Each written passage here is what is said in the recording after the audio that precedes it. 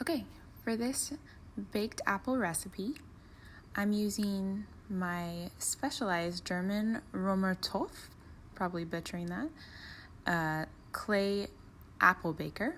I'm using a crisp apple, some vanilla extract, some coconut sugar, a little bit of pink Himalayan salt, some cinnamon. Also not shown here, I'm going to use a pat of grass-fed butter.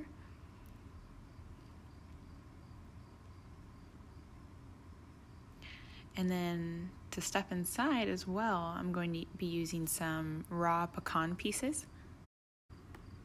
To prepare the apple, you're going to slice off the very top of the apple.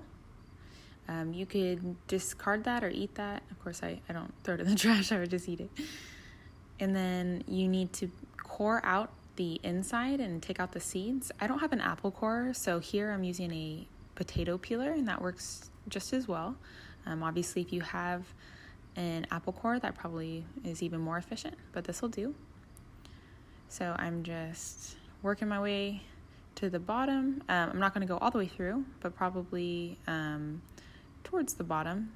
So I have a nice little nook to stuff my nuts and sugar into. So make sure you get all the seeds out of there.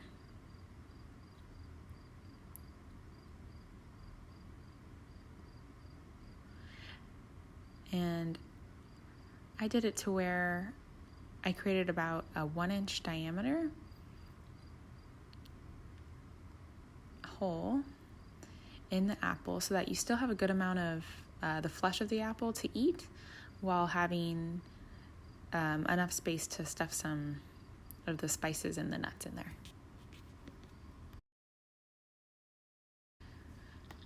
Next, I added about a half a tablespoon of coconut sugar into the inside of the apple. So you can really add however much, but I wanted to be able to leave some room for the nuts.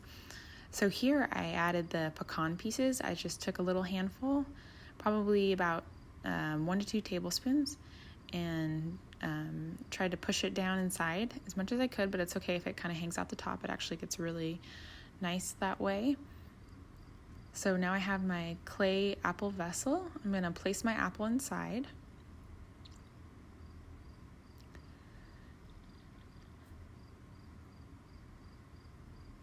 Next, I'm going to take the remainder, that probably like another half tablespoon of that coconut sugar, sprinkle it over the top of the entire apple. Then I'm going to sprinkle probably half to 1 teaspoon of cinnamon over top. A little sprinkle of salt to bring out all those good flavors.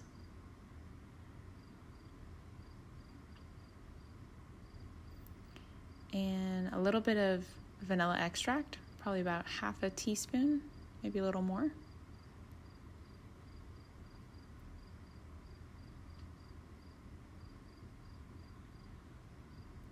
And finally, I'm going to get my grass-fed butter here and add about a tablespoon of butter right on top, and that's going to melt and just create the most delicious sauce on the bottom that we can dip our apples in when it's all baked. Here we go. A little pat of butter there. That yellow color means it's good. Okay, so I'm gonna put the top on the apple baker vessel,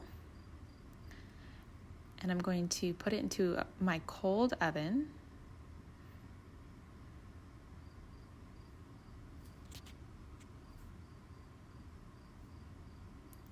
And turn on my oven to 425 degrees Fahrenheit. And I'm going to cook that for 30 minutes. When the 30 minutes is up, I'm going to carefully take out the entire vessel and remove the top. And look at that. It's like apple pie without all the effort. Of course, without the delicious crust too, but kind of hard to beat such a quick treat like that.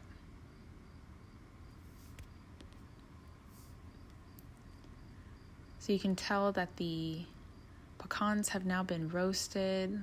They have the salt on them.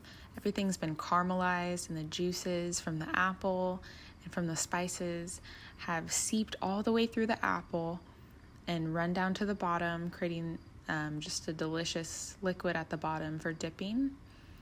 And what's nice about this cooking method is that although the apple's been steamed and softened quite a bit, it still holds its integrity, so it still has a good bite to it. It's not crispy anymore, but you can see how when I cut it here, there's still some bulk to it, and that's really nice. It really reminds me of an apple pie.